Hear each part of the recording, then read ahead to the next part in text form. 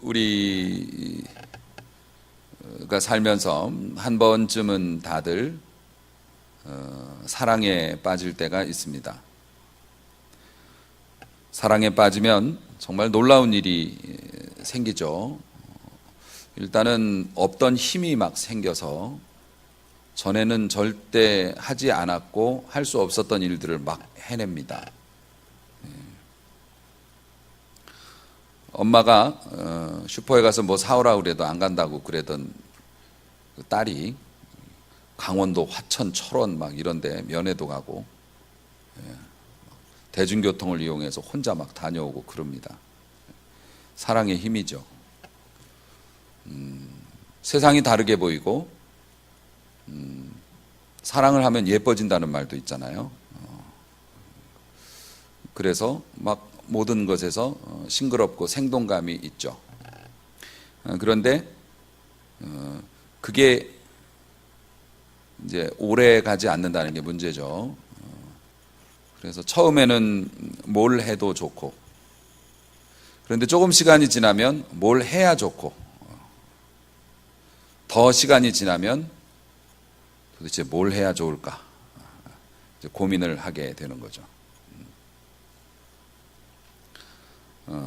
놀랍게도 신앙생활도요, 그 사람의 사랑과 닮은 점이 굉장히 많습니다. 우리는 하나님과 예수님과 사랑에 빠진 사람들이라서 처음에 우리가 믿음의 세계로 들어오고 주님을 알고 처음에 교회 등록하고 그러면 뭐가 해도 다 좋아. 뭘 해도 다 신선하고 뭘 해도 새롭고 뭘 해도 좋은데요. 나중에 시간이 지나면 이제 뭐 행사가 있거나 뭘 해야 좋아요. 그러다가 이제는 뭘 해도 귀찮죠. 그런 걸 왜 해가지고. 그러면서 우리는 옛날을 생각합니다. 그래서 교회에서도 초대교회로 돌아가자 뭐 이런 얘기들 많이 하죠. 이게 뭡니까? 옛날에 뜨거웠던 열정, 하나님 앞에 순수했던 신앙, 결국 그 이야기는 지금은 그렇지 못하다는 고백이기도 하고 그래요. 그런데 여러분, 시간이 지나면 다 변하고 다 식어지게 돼 있어요. 감동도 시간이 지나면 식어지죠. 사랑도 밋밋해집니다. 아름다움도 시간이 지나면 변하죠. 심지어 신앙도 시간이 지나면 식어집니다. 그런데 그게 잘못된 게 아니에요. 일단 그 부분에 대한 이해가 있어야지. 안 그러면 인생이 너무 피곤해서 살 수가 없어요. 왜 남편이 나에게 전처럼 그렇게 잘 대해주지 않을까? 친절하지 않을까? 뜨겁지 않을까? 아내가 왜 예전처럼 예쁘지 않을까? 이런 거 가지고서 그걸 받아들이지를 못하면은 사실은 다른 데에서 또 만족을 찾으려고 노력을 하고요. 교회도 마찬가지. 교회도 오래 다니면 식고 아무래도 심드렁해지고요. 그런 면이 있어요. 그런데 그거를 이해를 못하면 끊임없이 다른 자극을 찾잖아요. 그러다가 이제 뭐 잘못되기도 하고 그럽니다. 모든 것은 쉽게 돼 있는 것은 자연의 원리이고 또 영계의 원리이기도 해요. 그리고 다른 형태로 변화되어지는 거죠. 좀 더 성숙한 사랑. 그전에는 불태우는 사랑이었으면 이제는 인내하고 기다려주는 그런 사랑. 이렇게 좀 더 이렇게 멋진 사랑으로. 그래서 이제 꽃이 피었다면 그 다음에 열매가 맺히게 되는 거죠. 근데 사실 앞서 말씀드렸다시피 사랑에는 힘이 있어서 자신이 평소에 할 수 없고 하지 않았던 일들을 사랑 때문에 하고 나면 거기에서 느끼는 행복감도 굉장히 크거든요. 그래서 엄마들이 그렇게 죽도록 고생해서 아기 낳고 아기 낳을 때 내가 또 애를 낳으면 내 성을 간다 그래 놓고 또 낳잖아요. 그러니까 그게 나중에 보면 그 사랑의 열매가 너무 벅차고 감사하고 좋아서 또 그런 일들을 감당을 한단 말이지요. 그래서 사실은 식어가는 것은 당연하지만 그렇다고 해서 그것을 그냥 내버려둬서는 안 되죠. 그냥 내버려두면 우리의 삶이 너무 힘들거든요. 팍팍하고. 아니 소위 예수 믿는다고 하는 사람들이 살면서 기적도 한번 맛보고 말이죠. 하나님의 역사하심도 한번 보고, 그리고 정말 마음에 뜨거운 어떤 그런 것도 한 번씩은 그래도 경험해 봐야지. 매일 우리가 무슨 거북이도 아니고 매일 그러고 살 수는 없잖아요. 그래서 적당한 균형을 이루는 것은 매우 중요합니다. 오늘 주어지는 이 하나님의 말씀은 예수님께서 종말에 관한 예언을 하시면서 이스라엘 백성에게 주신 경고의 말씀인데, 이 말씀을 시기적으로 오늘 듣는 여러분들에게 예수님이 하시는 말씀이라고 보시면 거의 틀림이 없을 것 같습니다.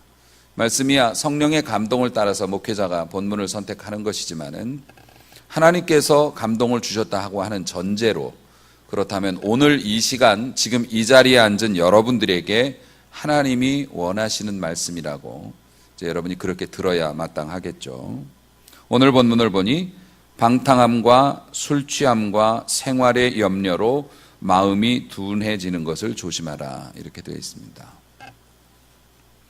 여러분, 방탕함 조심하라고 말씀했습니다. 방탕함이 뭘까요? 우리가 생각하는 방탕함이라는 거는 대충 이렇게 이게 있죠. 그 사람들에게 지탄을 받고 비난을 받을 만한 아주 반사회적이고 아주 정욕적이고 뭐 그런 것들을 방탕하다고 하는 것이 그렇잖아요. 그런데 성경이 말하는 방탕은 우리가 아는 방탕과 개념이 달라요.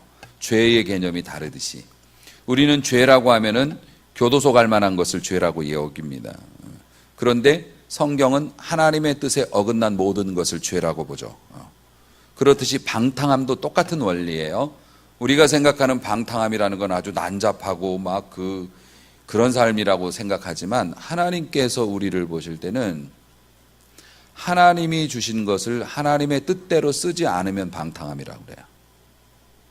그러니까는 어떤 단적인 예를 들어보면 하나님이 주신 시간과 건강을 주일날 11시에 예배 드리는 데 써야 하는데 안 쓰고 산에 가면 방탕했다고 본다는 거예요. 하나님께서는 하나님이 주신 시간과 건강, 하나님이 주시는 물질, 이런 것들을 하나님이 원하시는 방식으로 사용하지 않으면 방탕한 사람이라고 본다고요. 그것은 세상 사람들은 뭐 취미 생활합니다. 또 세상 사람들은 뭐 나의 건강을 챙기기 위해서입니다. 뭐 여러 가지 구실을 대죠. 그런데 하나님께서 보실 때는 일하지 말라는 거 아니시잖아요. 공부하지 말라는 거 아니시잖아요. 하지만 공부할 때 공부하고 예배할 때 예배드리고, 남들 움직일 때 같이 움직이고, 또 남들이 이렇게 할 때 하나님이 원하시는 방식의 삶을 이렇게 살아가라라고 하는 우리에게 주신 명령이 있는데, 그거 안 하면 방탕하다는 거예요. 예배 시간에 예배 나오지 않고 TV 보고 앉아 있으면 방탕하다고 말하실 거예요.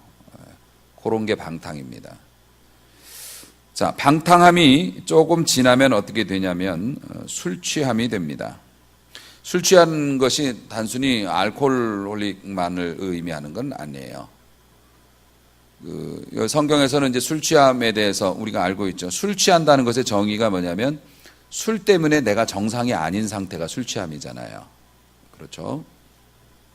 술을 안 먹었으면 그렇게 행동 안 할 사람인데 술을 먹었기 때문에 이상한 짓을 하는 거죠. 그리고 술 취함이라는 게 술의 지배 아래에 있다는 것이어서 그 술 취함을 우리들은 물론 뭐 알코올에 취해 있는 사람도 있지만 세상에 요즘에 취해 있는 사람들 굉장히 많죠. 뭐 오락에 취해 있는 사람들도 있고요. 도박에 취해 있는 사람들도 있고요. 돈에 취해 있는 사람 많고요. 혹은 외모에 취해 있는 사람들 많습니다. 내가 그런 것에 취해 있는지 안 취해 있는지 나 자신은 잘 몰라요. 사실은 좀 더 열심히 사는 것이고 나 자신을 가꾸는 것이고, 뭐 어떤 분은 자식에 취해 있기도 하고 뭐 그렇습니다. 나는 내가 할 도리를 하는 것이고 남보다 열심히 한다고 생각하지만 다른 사람들이 보통 판단을 해줘요. 술 취한 사람들은 자기는 안 취했다 그러거든요. 그렇지만 다른 사람들은 그냥 보면 알아요. 그걸 굳이 설명 안 해도 보면 취했네, 취했어. 그러니까 다른 사람이 보면 알 수 있어요. 운동을 열심히 해서 운동에 취해 있는 사람들, 심지어는 이제 주부들은 TV 많이 봐서 TV에 취해 있는 분들도 있어요. 그렇게 뭔가 하나에 몰입을 합니다. 그러니까 방탕함과 술 취함은 친구예요. 동전의 양면과 같아요. 내가 주어진 것들을 하나님의 뜻대로 쓰지 않으면 취하게 돼요. 몰입하게 된다고요. 지배를 받게 되죠. 그렇게 되면 어떻게 되냐면 생활의 염려가 나타납니다. 생활의 염려. 그래서 평소 같으면 믿음으로 털어버릴 일도 이게 남아요. 전에는 믿음으로 이겨냈고, 우리 주님이 해결해 주실 거야. 괜찮아. 이럴 수 있는 일들도 막 몰입하기 시작합니다. 두려워하기 시작하고 크게 받아들여져요. 혹시 잘못되면 어떡해요? 혹시 안 되면 어떡해요? 이런 것 때문에 생활의 염려가 자신을 억누르는 지경이 되면 그 다음에는 어떻게 되냐면 마음이 둔해집니다. 여러분, 마음이 둔해진다는 게 감각이 없어진다는 거하고 굉장히 유사한 단어입니다. 그런데 인간이 말입니다. 공이라고 생각을 한다면 성경이 말하는 마음의 둔하여짐은 감각이 한쪽으로 몰린다는 뜻을 가지고 있을 수도 있어요. 그게 뭐냐면 보통은 하나님께서 말씀하시는 거에도 민감하게 반응하고 또 세상적인 일에도 지혜롭게 반응하고, 요게 이제 정상적인 균형 있는 신앙인의 삶이겠죠. 그런데 마음이 둔하여지면 하나님에 대한 감각이 세상에 대한 감각으로 몰려가고, 하나님께서 말씀하셔도 전에는 화살이 심장에 꽂히는 것처럼 충격적이고 그 영향을 크게 받았는데 이제는 따끔따끔하기만 해요. 요게 조금 더 되면은 성경에서 말하는 양심에 화인 맞은 사람이 돼서 감각이 없어요. 말씀이 꽂혀도. 이러면서 그냥 목사님이 오늘 나한테 왜 그래? 그러고 끝나버려요. 감각이 한쪽으로 몰리는 거예요. 그래서 마음이 둔하여진 사람은 하나님의 일에 대해서 무감각해지고 하나님의 가치관, 다시 말해서 사랑과 정의, 평화 이런 것에 무감각해져요. 대신에 그 감각이 어디로 몰리냐면 세상으로 몰려서 남이 나에게 조금만 뭐라고 그래도 확 뒤집어지고 작은 일에, 정말 사소한 일에 목숨 거는 사람이 돼요. 이게 마음이 둔하여진 사람이에요. 그런 사람이 그렇게 되면 어떻게 되냐면 범죄자가 될 수 있어요. 세상에서 일어나는 전쟁, 강력 사건들, 막 사랑한다면서 막 때리고 죽이고 하는 사람들, 우리가 알고 있는 반인륜적인 범죄들, 이게 뭡니까? 마음이 둔하기 때문에 그래요. 상대방의 고통에 대해서 무감각하기 때문에 그래요. 내가 이렇게 행동했을 때 저 사람이 얼마나 고통받을지를 생각하면 그렇게 못해요. 여러분, 손쉽게 닭 한 마리 죽일 수 있나요? 쉽지 않아요. 살아있는 생명을 끊는다는 게, 생선 살아있는 거 머리 내리칠 수 있나요? 직업으로 하시는 분들이야 하시지만은 일반인들은 그렇게 못해요. 왜 그럴까요? 감정이입이 돼서 그래요. 얘가 얼마나 고통스러울까, 얘가 얼마나 공포스러울까, 그걸 내가 하고 싶지 않은 거예요.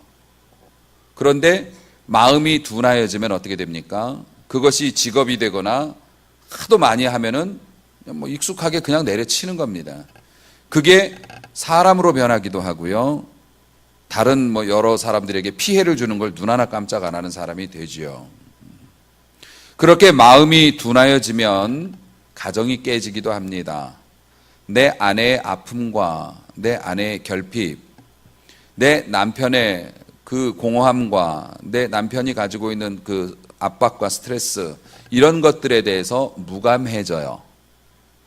무감해지면 서로에 대한 배려가 나가지 않기 때문에 악순환이 돼서 가정이 깨질 수밖에 없죠. 자, 사랑하는 성도 여러분, 이게 루틴입니다. 과정이에요. 자, 처음에 뭐라고 했습니까? 방탕해요. 우리가 집사로서, 권사로서, 장로로서, 아버지로서, 어머니로서, 또 직장인으로서, 사회인으로서, 학생으로서 내 자리 잘못 지키면 술 취함이 돼요. 쓸데없는 것에 목숨 걸고 거기에 몰입을 하면 어떻게 됩니까? 생활의 염려 때문에 눌리는 삶을 살고요. 그 눌리는 삶이 지속되면 마음의 감각이 잘못돼요. 우리를 살리시는 하나님의 말씀은 농담으로 여겨지고 별것 아닌 것에 우리의 모든 것을 걸고 산에 중례하게 되는 거죠. 말세에는 이런 일이 있을 거라고 예수님께서 말씀하셨어요. 이스라엘 백성들에게 그렇게 말씀하셨단 말입니다. 사랑하는 성도 여러분, 사실 우리의 삶의 평안함도 너무 평안한 것도 사실은 문제인 것 같아요. 사실 사람이 너무 평안하면 문제의식이 없어지거든요. 그래서 하나님께서 이스라엘 백성들에게 이렇게 말씀을 하실 때 너희 광야에서 있었던 일, 출애굽할 당시에 너희들의 그 마음 상태, 하나님이 하셨던 일들을 잊지 마라, 잊지 마라, 잊지 마라, 잊지 마라. 유월절을 기념일로 만들어서까지도 잊지 말아라, 잊지 말아라. 옛날에 너희 진짜 곤고했을 때, 너희 다 죽게 됐을 때, 너희 소망이 없었을 때, 오늘 기도에도 그렇게 해주셨지만은 우리 교회도 우리에게도 마찬가지. 너희가 그렇게 절박했을 때 너희를 구해주고 오늘까지 이끌어준 나를 잊지 마라. 잊어버리면 어떻게 돼요? 방탕하니까. 생활의 즐거움과 생활이 주는 안락함에 파묻혀서 문제의식이 없어지니까. 부를 주시면 그 부를 관리하느라고 정신이 없어서 예배도 못 드리니까. 하나님의 말씀을 묵상할 여백이 없으니까. 그래서 재물과 하나님을 함께 섬기는 것은 불가능하다고 말씀도 하셨고요. 사실 저의 개인의 고백입니다. 지극히 개인적인 고백인데요. 사실 저를 성숙하게 만들어주었던 것은 결핍이었다고 생각합니다.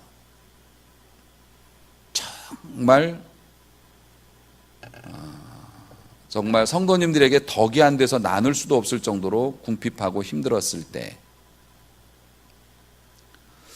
그럴 때를 지나와도 봤습니다마는 그럴 때 참 많은 생각을 했고 많은 기도를 했고 하나님 앞에 이 자리에 엎드려서 원망도 해보고 눈물도 흘려보고, 그런데 그럴 때 사실 가장 큰 은혜와 위로를 받았던 기억이 저는 지금도 있어요. 저희 결핍이 저를 성숙하게 만들어 주셨죠. 저를 깨어있게 했고요. 하지만 사실 너무 없어서 하루하루를 먹고 사는 거 근심하고 걱정하는 게 꼭 유익도 아니에요. 부자가 돼갖고 돈 관리하느라고 정신없어서 하나님 못 섬기는 거나, 먹고 사는데 정신 팔려가지고서 이거 살기 위해서 말씀 못 보는 거나 사실 똑같아요. 그래서 잠언의 기자처럼 나를 부하게도 마옵시고 가난하게도 마옵시고, 그래서 그런 기도가 나왔던 것 같아요. 여러분이 영적인 감각이 살아있고 균형 있는 감각을 가지고 마음이 무디어지지 않은 사람이라면 좋은 것을 주시면 그걸로 간증하고 잘 사용해서 하나님께 영광을 돌릴 거고, 곤고한 날이 오면 곤고한 날에도 하나님을 원망하지 아니하고 하나님께 더욱 열심히 기도하는 모습으로 영광을 돌릴 거고, 그런데 마음이 무디어지면 돈을 주셔도 화가 되고요, 가난을 주셔도 화가 되고 이런단 말이죠. 그러니까 마음이 무뎌지지 않게 관리하는 것은 그만큼 우리에게 있어서는 굉장히 중요하기 때문에 오늘 특별히 하나님께서 여러분에게 경고하고 계시는 거라는 거죠. 예수님께서 종말해 주신 교훈이라고 말씀을 드렸는데요. 실제로 이 사람들에게 했던 이 예언은 예수님이 승천하시고 나서 70년 정도 됐을 때 로마 군인들에 의해서 실현이 됐죠. 예루살렘 시가지가 완전 파괴되고 진짜 로마 군인들이 눈에 보이는 사람은 움직이는 건 다 죽였다고 했어요. 가축까지도 악에 바쳐가지고요. 그 예루살렘으로 공성전을 벌이다가 이 사람들이 항거를 하다가 성이 뚫렸을 때 로마 군인들이 들어와서 악에 바쳐서 움직이는 건 다 죽였다고 했습니다. 그런 피해 종말의 역사로 예언이 성취가 되었지만 그것은 또 이제 영원한 심판의 날도 또 있지만은요. 그런데 하나님께서 오늘 우리에게도 말씀하시거든요. 뜻밖의 그날이 덫과 같이 오리라. 오늘 여러분에게 하시는 말씀이에요. 뜻밖의 그날이 덫과 같이 오리라. 우리 살아생전에 우주적인 종말이 없을지는 몰라도 개인의 종말은 정말 다 있잖아요. 그런데 뜻밖의 그날이 덫과 같이 오리라. 덫이라고 하는 거 여러분 아시죠?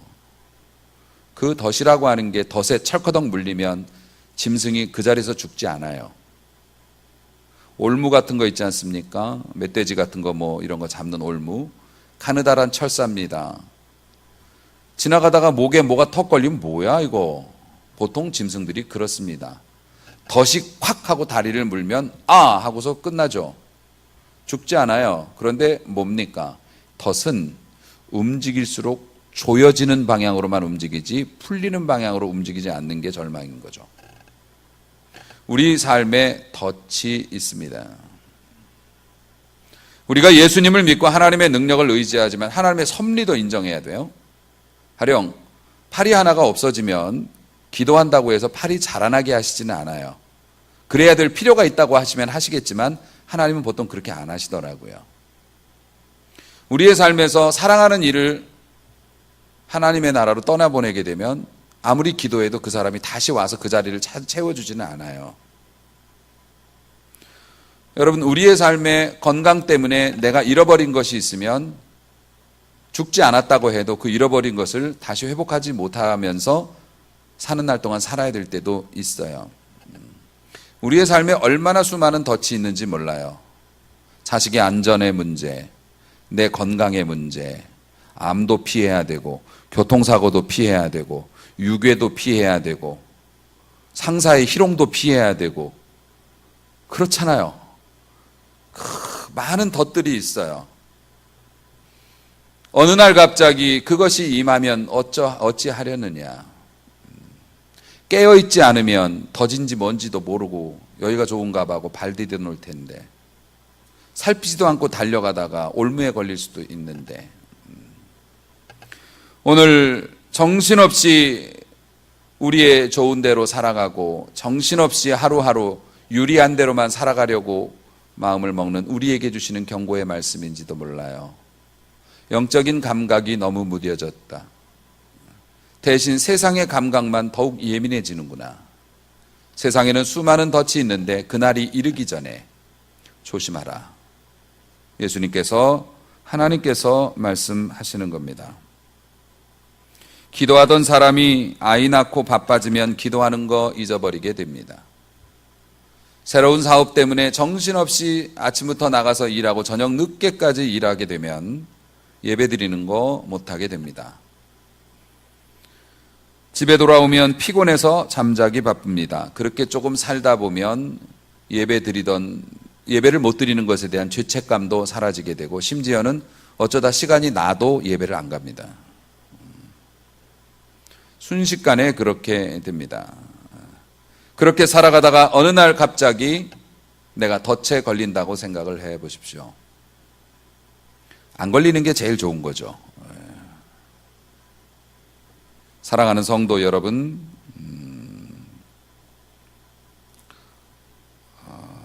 구약 성경에 보면 천사들이 소돔성을 방문해서 멸망의 예고를 하고 징조를 보여주죠. 그리고 롯에게 빨리 이 성을 떠나라고 이야기합니다. 롯은 두려운 마음에 가족을 부르고 사위들을 불러서 문제가 생겼으니 빨리 여기서 나가야 살 수 있다고 얘기하는데 유명한 이야기죠. 롯의 사위들은 농담으로 여겼습니다. 심지어 롯의 아내는 세상에 취해 있었기 때문에 하나님께서 뒤돌아보지 말라 하신 말씀을 이기지 못하고 받아들이지 못하고 두고 온 것들에 대한 욕심 때문에 뒤를 돌아보았다가 즉시 죽임을 당했고 오늘까지도 소금 기둥으로 남아 사람들의 비웃음을 받고 있습니다. 사랑하는 성도 여러분, 전도하라는 말씀이 예 하면서 웃지만 그것이 남의 말로 들리고 시간이 있어도 예배에 참석하지 않고 예수님이 재림하신다고 해도 그럼요 언젠가 오시겠죠 라고 생각을 하고 살면 그 무관심이 불행을 가져온다는 거죠. 연료가 떨어지면 불이 꺼집니다. 우리의 믿음의 연료가 떨어지면 믿음의 온도도 당연히 내려갈 것입니다. 식은 음식에 손대는 사람 없습니다. 식은 믿음 위에 복을 내려주시지 않습니다. 식은 믿음이면 저도 설거지를 하면서 기름이 있는 것은 뜨거운 물로 설거지를 합니다. 뜨거우면 기름도 잘 녹아나가고요. 닦기가 아주 편안하죠. 여러분, 우리의 믿음이 뜨거우면 우리의 삶에 있는 웬만한 근심과 염려와 걱정은 씻겨 내려갑니다. 할렐루야. 이거는 하나님이 역사 안 해주셔도 시간만 지나면 다 씻겨 내려가게 되어 있어요. 믿음이 뜨거우면. 믿음이 차면 추해지고 흉해집니다. 죄송한 것도 많아지고요. 하나님 앞에 감추고 싶은 것도 계속 많아지고 쌓여가겠죠. 신앙생활이라는 것이 무엇입니까? 엄청난 업적을 남기고 신앙의 발자취와 족적을 남기고 교회를 세워 바치고 선교사라 되고 아골골짝 그리고 험산 줄령을 넘어가는 게 아닙니다. 신앙생활은 여러분이 있는 위치에서 학생이면 공부 열심히 하고 장사하시는 분이면 사업 열심히 하되 하나님이 정한 테두리 안에서 하고 하나님의 때가 되면 하나님의 일을 하고 내가 갖고 조금 하고 싶은 게 있어도 하나님께서 하지 말라 하시면 안 하는 거고요. 두려운 게 있어도 하나님이 하라 하면 한번 해보는 거, 이게 신앙생활의 전부입니다. 그렇게 해서 건강한 사회를 만들고 행복하게 살아가라고 하나님이 우리에게 명하신 것입니다. 왜 우리는 다른 사람이 나에 대해서 얘기하는 거 되게 민감합니다. 누가 나에 대해서 뭐라고 했다 하면 발끈하죠. 다른 사람들이 나를 어떻게 볼까에 대해서 되게 신경 씁니다. 외모 같은 거, 옷 같은 거, 화장 같은 거 엄청 신경 씁니다. 그러면서 왜 하나님이 나를 어떻게 보실까에 대해서는 신경을 안 쓰는지 모르겠어요. 하나님 앞에 내 이미지가 지금 어떨지에 대해서, 아니 실권자는 하나님이시라고 우리가 믿는 거 아닌가요? 믿음의 사람이면. 그런데 하나님 앞에 비춰지는 내 모습에 대해서는 왜 그렇게 사랑의 하나님이라고 너무 믿으시는가요? 사랑하는 성도 여러분, 우리가 신앙생활에 대해 열심을 내지 못하는 게 어쩔 수 없는 게 아니라 마음이 없는 것이 아닐까요? 우리의 감각이 둔해졌기 때문이 아닐까요? 우리의 감각이 둔해졌던 이유는 생활의 염려 때문이었고, 우리의 생활의 염려는요, 우리가 하나님 앞에서 무언가에 취해 있었고, 취했던 이유는 하나님의 뜻에 따라서 우리의 삶을 살아내지 못했기 때문 아니었을까요? 우리는 무언가에 취해 있지 않습니까? 혹은 염려에 사로잡혀 있지 않나요? 혹시라도 마음이 둔해서 웬만한 거는 경고도 아니고 그냥 한번 긁고 넘어가는 정도가 되나요? 뿌리가 썩어버린 죽은 꽃에는 아무리 물을 주어도 소용이 없습니다. 화분 중에서 죽은 거는 잘라낼 수밖에 없죠. 설령 화분이 다 죽지 않았다고 해도요. 뿌리가 썩기 전에 잘 돌봐야 하겠죠. 되돌릴 수 있는 것도 시기가 있습니다. 교회 안에서도 마찬가지고요. 되돌릴 수 있는 것도 어느 시기가 있고 그게 넘어가면 물 주나 마나입니다. 뭔가 잘못되어 가고 있을 때 돌이킬 수 있는 기회가 분명히 있고요. 시든 꽃은 살려내실 겁니다. 꺼져가는 등불 끄지 않으시니까요. 하지만 죽은 거는 뽑아내십니다. 여러분의 믿음은 어떻습니까? 우리 어렵게 피워낸 꽃 아닙니까? 그리고 여러분 정말 들판같이 척박한 땅에서, 사실 작은 교회를 다니고 있는 분들이면 들꽃과 같잖아요. 온실처럼 잘 가꾸어져 있고 관리가 잘 돼서 막 우거져서 피어있는 화원 속의 꽃과 달리 우리는 들판에 있는 꽃과 같아요. 진정한 아름다움과 강인함은 들판에 있는 꽃이죠. 귀합니다. 예쁘죠? 존경스럽습니다. 저희 교회도 이게 넓잖아요. 구석구석에 보면 신기한 곳에서 꽃이 피는 게 있습니다.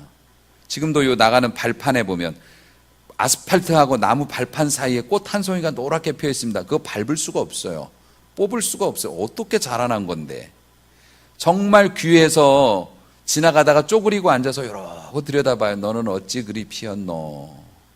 어떻게 그렇게 피었노?